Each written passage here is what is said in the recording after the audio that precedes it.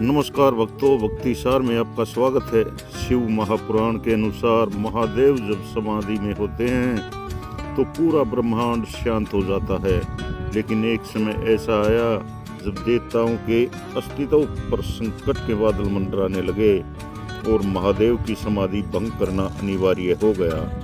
आज हम उस महान गाथा का वर्णन करेंगे जहाँ प्रेम के देवता कामदेव ने साक्षात काल के स्वामी शिव पर बाण चलाया।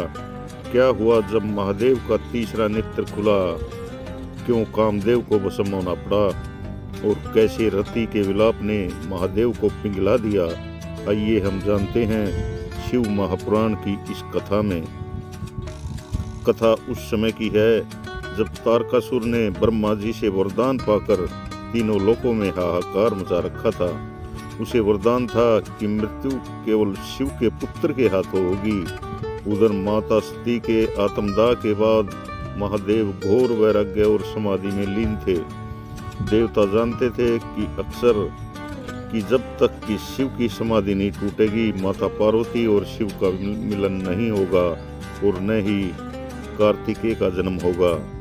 अंततः इंद्र ने कामदेव को बुलाया और उन्हें महादेव की समाधि भंग करने का कठिन कार्य दिया। कामदेव अपनी पत्नी रति के साथ हिमालय पहुंच गए। उन्होंने अपनी शक्ति से वहां असमय वसंत ऋतु का सृजन किया। फूल खिलने लगे, शीतल पवन बहने लगी और चारों तरफ प्रेम का वातावरण छा गया। माता पार्वती महादेव की सेवा में उपस्थित थी।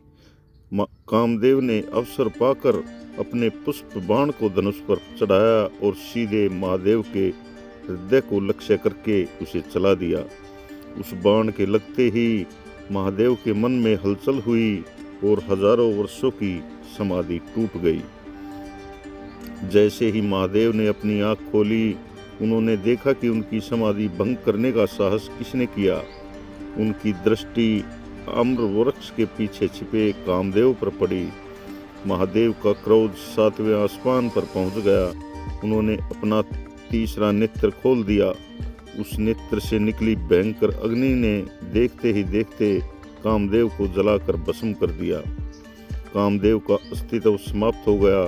पूरी सृष्टि थर्रा उठी। देवताओं में भय व्याप्त हो गया। अपने पति को भस्म होते देख देवी रति फूट फूट कर रोने लगी।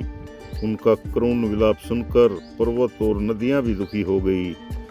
रति ने महादेव के चरणों में गिरकर क्षमा मांगी और कहा कि कामदेव ने यह सब देवताओं के हित के लिए किया था। महादेव का क्रोध शांत हुआ। उन्होंने रति से कहा, देवी, कामदेव अब बिना शरीर के कहलाएंगे। वे हर जीव के मन में वास करेंगे।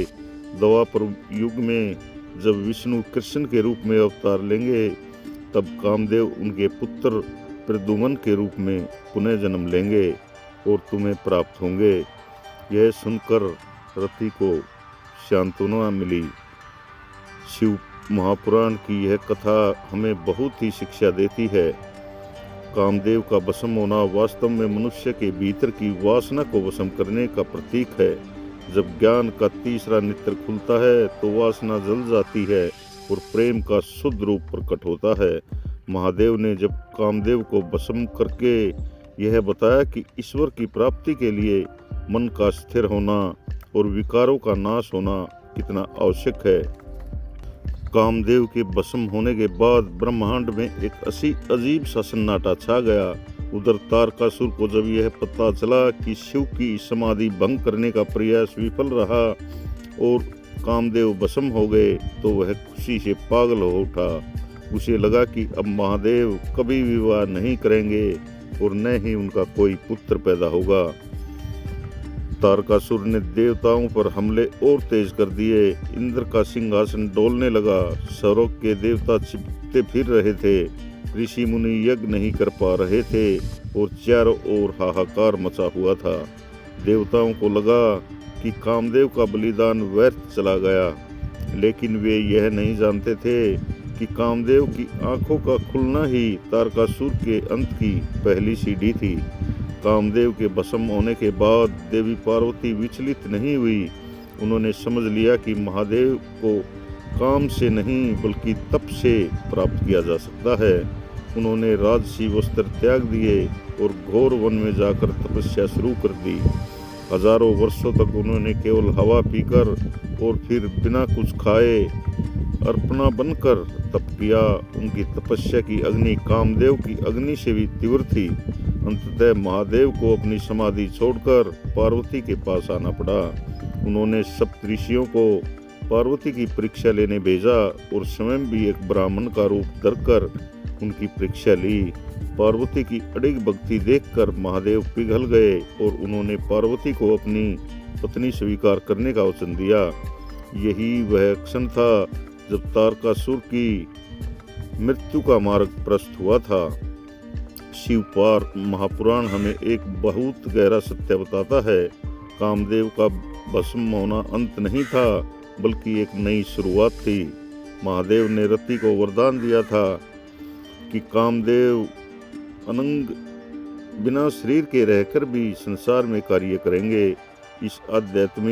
इसका आध्यात्मिक अर्थ यह है कि प्रेम जब शरीर की सीमाओं से ऊपर उठ जाता है तभी वह अमर होता है।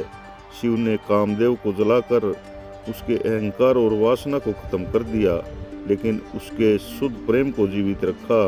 यही कारण है कि आज भी महादेव को कामेश्वर कहा जाता है, यानी काम इच्छाओं के ईश्वर।